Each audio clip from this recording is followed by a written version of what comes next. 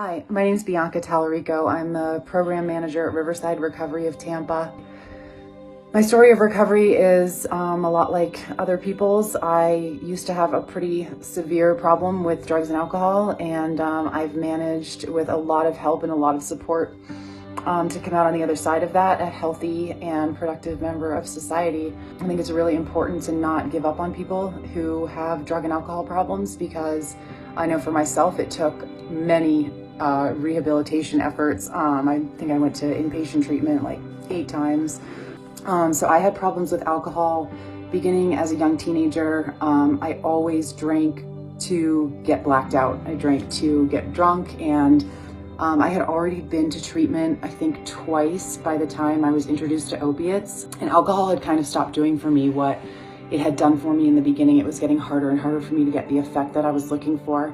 When I was prescribed opiates due to a hospital stay, I came out of the hospital having tried Dilaudid for the first time while I was in the hospital, and I mentioned to someone in a bar that I loved the way that the pain medicine had made me feel while I was in the hospital, and that person offered to hook me up with someone who could help me to buy it off the street. And later that day, I ended up going and buying pills from a stranger, and from that point forward, was using prescription opiates to every other kind of opiate that I could get my hands on very quickly. I tried a number of different things to try to come off of opiates. I tried Suboxone, and nothing worked for me. In fact, for me personally, like Suboxone was an even worse experience than opiates, due to how bad the withdrawal was when I tried to come off of that.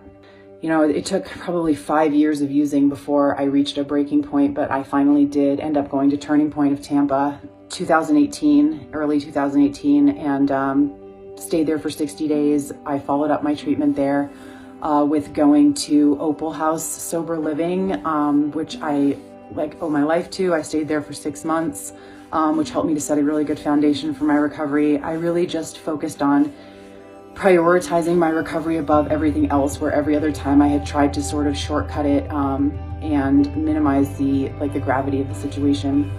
But I finally took it seriously this time, and I decided to just do all levels of care, as far as inpatient, outpatient, following up with a therapist, doing the sober living.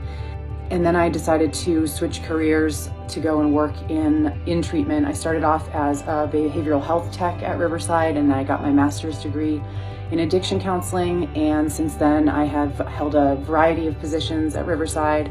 I'm actually going to start working in the family therapy program coming up next week.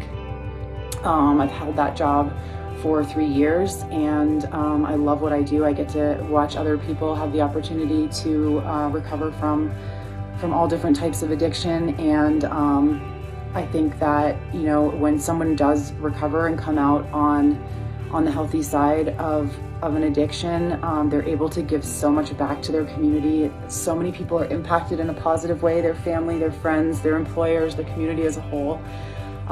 That even though the odds may be against people who suffer from addictions, actually being able to recover every time that someone is able to come out on the other side of it, it's truly amazing to watch, and I feel really grateful to be able to work in this field.